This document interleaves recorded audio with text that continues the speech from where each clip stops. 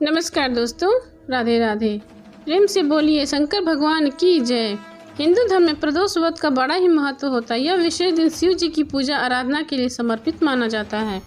धार्मिक मान्यता है कि प्रदोष व्रत रखने से मनचाही मनोकामना की पूर्ति होती है, जीवन में सुख समृद्धि और खुशहाली आती है। हिंदू पंचांग के अनुसार सितंबर माह का पहला प्रदोष व्रत 15 सितंबर दिन रविवार को रखा जाएगा, इसलिए इस व्रत को रवि प्रदोष कहा जाएगा।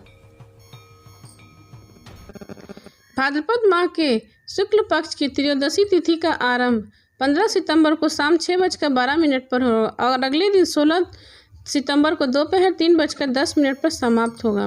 प्रदोष व्रत में प्रदोष काल का मुहूर्त भी शिव जी की पूजा आराधना का बड़ा महत्व है, इसलिए प्रदोष काल पूजा मुहूर्त का ध्यान रखते हुए 15 सितंबर को ही प्रदोष व्रत रखा जाएगा।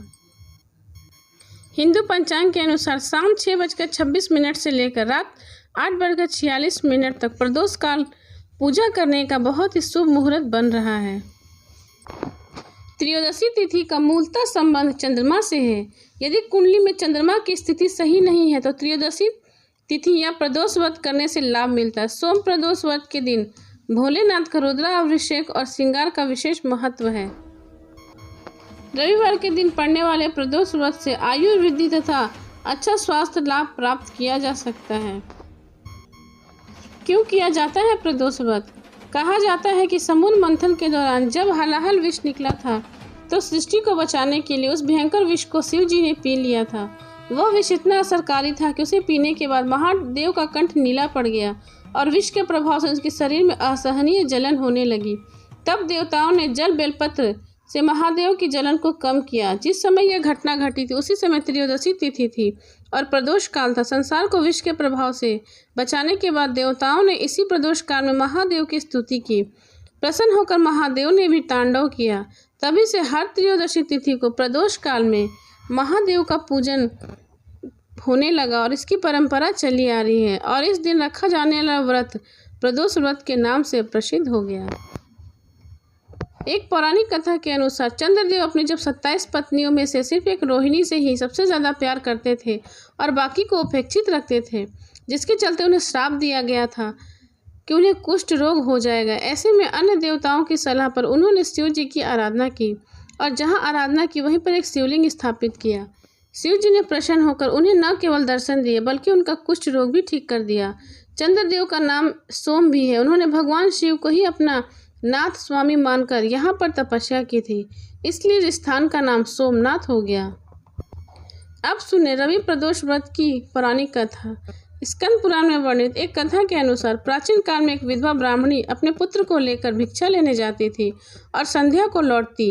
एक दिन जब वह भिक्षा लेकर लौट रही थी उसे नदी के किनारे एक सुंदर बालक दिखाई दिया जो विदर्भ देश के राजकुमार धर्मगुप्त था। शत्रुओं ने उसके पिता को मारकर उसका राज्य हड़प लिया था।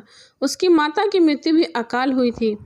ब्राह्मणी ने उस बालक को अपना लिया और उसका लालन पालन करने लगी। कुछ समय पश्चात ब्राह्मणी दोनों बालकों के साथ देवयोग से देव मंदिर गई। वहां उन्होंने ऋषि सांडिल्य से अपने दुखों का निवारण पूछा।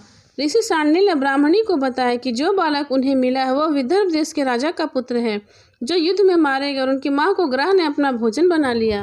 ऋषि सांडिल्य ने ब्राह्मणी को प्रदोष व्रत करने की सलाह दी। ऋषि की आज्ञा से दोनों बालकों ने भी प्रदोष व्रत करना शुरू कर दिया। एक दिन दोनों बालक वन में घूम रहे थे, तभी वहां कुछ गंधर्व कन्याएं आईं। ब्राह्मण बालक तो घर लौट आए, किंतु राजकुमार अंशुमति नाम की गंधर्व कन्या से बात करने लगा। गंधर्व कन्या और राजकुमार एक दूसरे पर मोहित हो गए। कन्या ने विवाह हेतु राजकुमार को अपने पिता से मिलवाने के लिए बुलाया। दूसरे दिन जब वह पुनः गंधर्व कन्या से मिलने आया तो गंधर्व कन्या के पिता ने बताया कि यह विदर्भ देश का राजकुमार है। भगवान शिव की आज्ञा से गंधर्व राज ने अपनी पुत्री का विवाह राजकुमार धर्मगुप्त से कराया। इसके बाद राजकुमार धर्मगुप्त ने गंधर्व सेना की सहायता से विदर्भ देश पर पुनः अपना आधिपत्य प्राप्त किया। यह सब ब्राह्मणी और राजकुमार धर्मगुप्त के प्रदोष व्रत करने का फल था।